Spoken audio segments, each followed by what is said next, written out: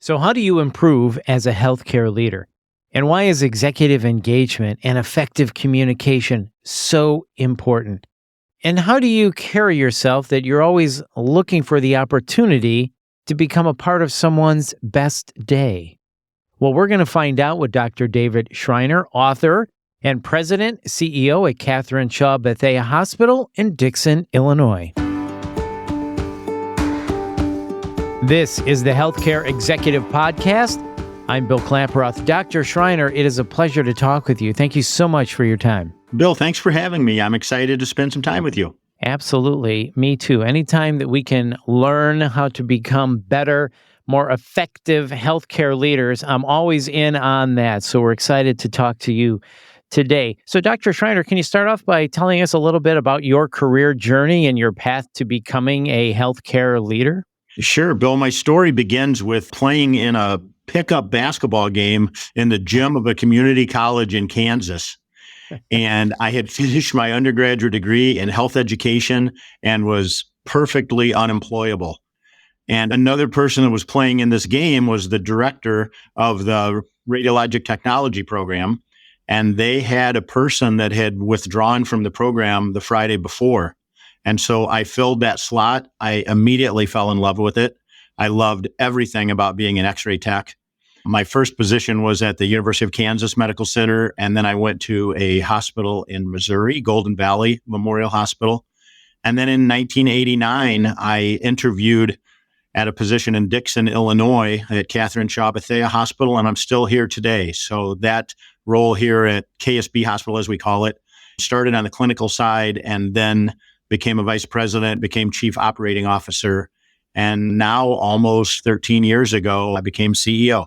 What a story. That's great. Who would have thought a pickup basketball game would be so instrumental in your career? And I didn't even shoot well, so I was to the right person. You didn't shoot well, but you won the game. I think I won the battle, right? If not, you won the battle. That's for sure. So you certainly have a passion for executive engagement and communication. So what drew you to that? And why is effective communication such a key trait for healthcare leaders? And Bill, the time that I really started focusing on this was in 2018, 2019. And I mention those years because in all of our lives, that was pre-pandemic.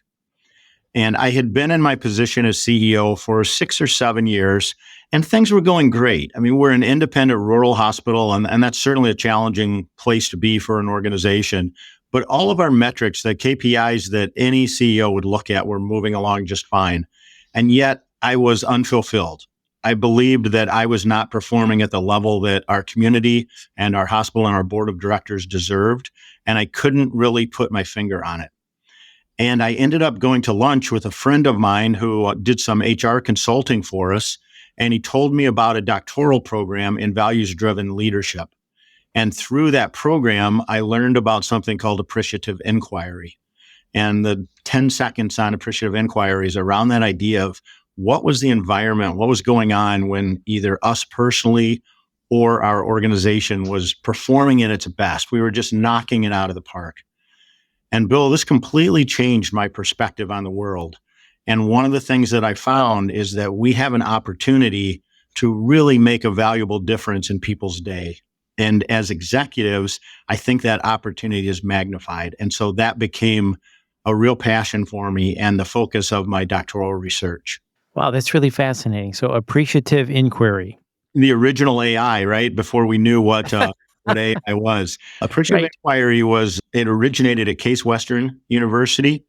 And it quickly spread throughout the leadership space, and it continues to gain a lot of traction in all fields, not necessarily just specific to healthcare, but I have found that it leads to some wonderful conversations. So it came around right at the right time because you said you were rather unfulfilled at the time, and this just happened in your lap at this lunch.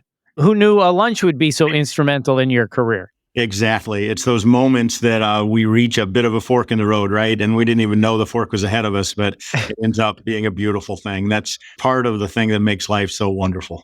Yeah, that is so true. So is that what led you to write the book, Be the Best Part of Their Day, which you can pre-order now and is available widespread on Amazon on January 16th, 2024. It is, Bill. And I was encouraged as I wrote my dissertation, I was encouraged by my committee. They said, I think there's a book in there. And so I took what is inarguably a very boring dissertation and hopefully made that a bit more colorful in a book that describes some of the experiences that I had in my research. I had the chance to go out, well, virtually because it was then during the pandemic, but I had the chance to interview 26 individuals from 5 different health systems around the country. And they were 5 of the best performing rural hospitals in the United States.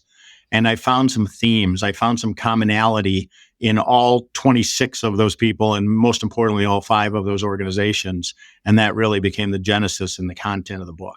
So in the book, you identify 15 ways to help executives improve their leadership skills. So without giving them all away, can you share what you found? You said you found traits that ran through or themes that ran through all of these. Can you share a few of those? Sure, I'm happy to do that. I found 3 major themes. The first is engage and connect. The second is engage with intent. And the third is be mission focused. So if we think about engage and connect, there are 5 subcategories or subheadings under that. And one of those is ask great questions and generate positivity. So one of the people that I interviewed, one of the CEOs that I interviewed from the state of Washington, was describing a situation where she worked for a county hospital and they needed a new facility. Their facility was older and it was a replacement. They needed to have a replacement. And the people that were on her board who were elected officials, 2 of those people had committed to no new taxes. And they needed to have taxes in order to generate enough funds to start a new hospital. And so she built a presentation. And then she had her marketing director deliver that presentation to her. And then she asked as many questions as she could think of. And her goal through all of that is by asking questions, not only do we learn more about the person that we're engaging with, but we also show a higher level of respect. And we get away from that idea about when you're telling me something, I'm thinking about my response. And instead, we listen deeply to what you're sharing, and then we follow that up with a great question. So I really admire the way that she handled that. And I use that every single day in my personal and professional life, the idea of asking great questions to engage and connect at a more meaningful level. It is a great way to show that you care, and it is a great opportunity to listen, as you say. And I think most executives, no matter what the industry, think listening is on the short end. They want to do a lot more talking, where listening is so crucial. So I think that's really something great. So the first one is engage and connect. And can you share more on the second one as well? Sure. The second is around engaging with intent. Okay. And one of the 5 in that category is being transparent with high frequency. One of the CEOs that I interviewed from the state of Missouri talked about being one of the very first hospitals in the state to have a COVID patient. And so what happened is that the narrative in that community became stay away from there. We don't know what it is, but you don't want it. And you do not want to go to that hospital. And so what he took on is he made the decision very early that I'm going to communicate at a very high level with a very reliable level of frequency. So his method of doing that is he would send out a video every day to all of his employees. And sometimes as they moved through the pandemic, that video would say, I don't have anything new to share with you today. And he'd tell them how much he loved them and how grateful he was for the work that they were doing. And that was the message for the day. But as you can imagine, early on, there were several times where he would say something at 9:00 based on the best information that he could get from the Center for Disease Control or the Missouri Department of Public Health. And then that would change at 2:00 that afternoon. And he'd come back and he'd share the new information. But by having that level of transparency and that reliability around the frequency, he was engaging with intent and he was showing the people that he was working with how important they were to him and how important they were to the mission of the hospital. Absolutely. So engaging with intent, being transparent. I could see, again, how that would be very valuable. So we had engage and connect, engaging with intent, and then the third one you mentioned was mission focused. Can you tell us about that? Working in the hospital space is a great opportunity. It's so important in the impact that we have on our communities. And one of the things that I heard from the CEOs that I worked with was that focus on the mission. And part of that is knowing the audience and being prepared. I spoke with a CEO in Vermont, and he told me about making sure every opportunity that he had to interact with either the community or his internal audience, meaning from within the hospital, he always wanted to make sure that he included two things around his mission and why their community hospital existed. And then he realized that he had to know that audience because that presentation that he gave to Rotary was different than the one he gave to the medical staff, was different than the one that he gave to his housekeeping department team members. And all of them had that commonality of coming back to why are we here? And how does our organization support and enhance our community? Really interesting. And you said, and these are things that you have used throughout your career since you came upon these things. And here's what I found, Bill, through my research is that of the three major areas and the five subheadings underneath each of these, we have to do our best to try to understand and use all 15 of them. And that sounds like a monumental task. Mm-hmm. But it's that how do you eat an elephant concept, right? It's the idea of picking one and hardwiring that into your personal and professional life and then moving on. So you can begin with the idea of asking great questions. And you can keep doing that until you build that muscle and you learn how to use it in an effective way. And then we move on to that high transparency. And if you look at these 15, all of us as leaders would look at a number of those and say, maybe 8 of them or maybe 10 of them, I'm pretty good at that. I'm already doing those. What my research shows is that if we go from 10 to 12 to 14 to 15, our engagement with the people that matter the most to us becomes more meaningful. That's when you really hit your stride as a healthcare executive, I would imagine, if after you really hone in and add those skills on, like you said, up to the 15. Yeah, my fear is I'll reach that about an hour before retirement. To be determined. You know, that's a good point. This is a journey too, right? I mean, and we always have the capacity to learn and get better, no matter what age or what stage of our career that we're in. Is that right? It's absolutely right, Bill. And what I found with this is when I'm sitting out in the car after I park to come into the hospital, I'm excited to come into work. And I know for me that having these areas to focus on and just having that idea that there's something that I can do to be the best part of someone's day, that's very motivating for me. And it's exciting to know that we don't really know where in our schedule or where throughout our day that opportunity is going to come up. But as we move higher in the organizational chart, the more impact we have on the people that we interact with. And we only have 1,000 people, employees at KSB Hospital, but I still might have a situation where I only get to have a conversation with the person maybe once or twice a year. And so it's important for me to show up in a way that tells them how much we respect them and how much we love them and how grateful we are for the work that they do, because every single one of those people impact our patients every day. Yeah, it's the moments that matter, and every moment counts. Every interaction counts. That's a great point. The other side of it too, Bill, is when that doesn't happen the way we want it to, and that's going to be part of our life too, right? It takes a long time to recover from that.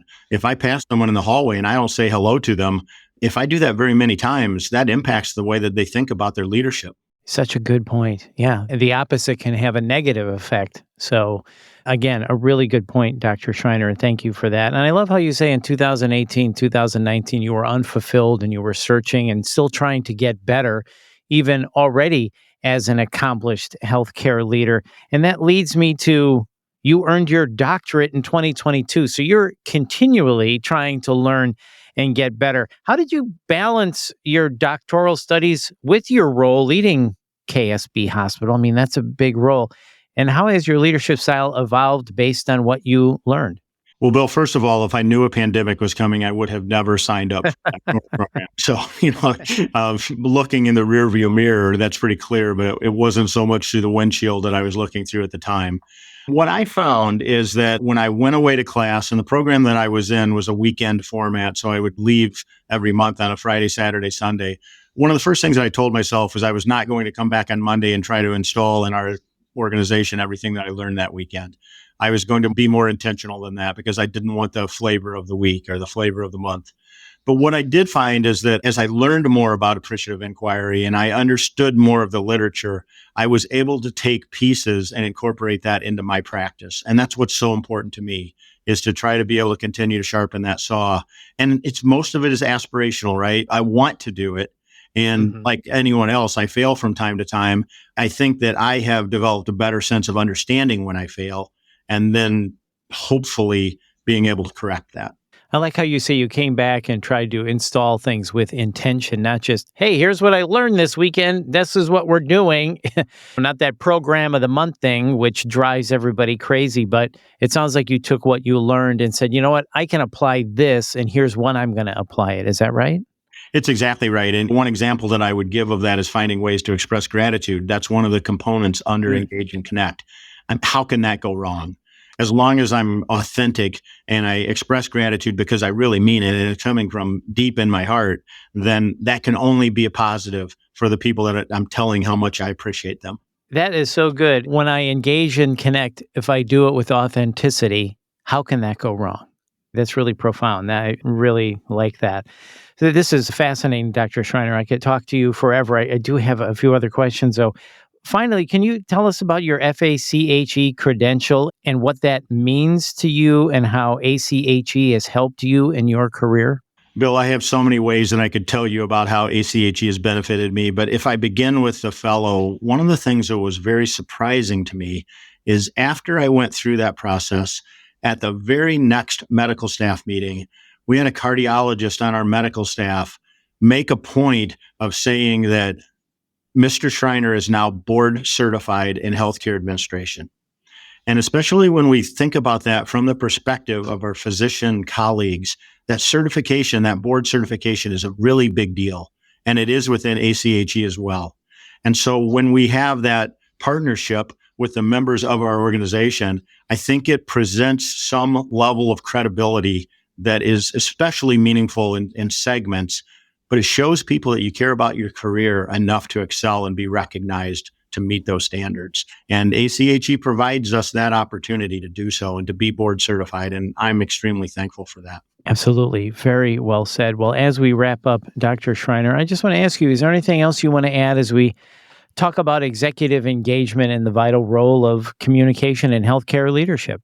I would just encourage people to give that thought to, how do I become that best part of someone's day? What is it that I can do to try to make a difference to those people that mean the most to me? And that can be in your professional life as well as your personal life. And what my experience has been is, as I'm more effective in doing so for others, that fills up my cup. And that's part of why I think we're here, is in order to make a difference for our patients and their families and the communities that we serve. And in doing so, we know how important the people that we're fortunate enough to work with are in making those types of things happen. So give it a shot, see how it feels. You may or may not do 1 or 15 of the things that I talk about, but if you just try to make that difference, I think we can have a positive impact. What a great message, not just for healthcare leaders, but for everybody in everyday life. How do I become a part of someone's best day? I love that. Dr. Schreiner, thank you so much for your time today. I've really enjoyed talking with you.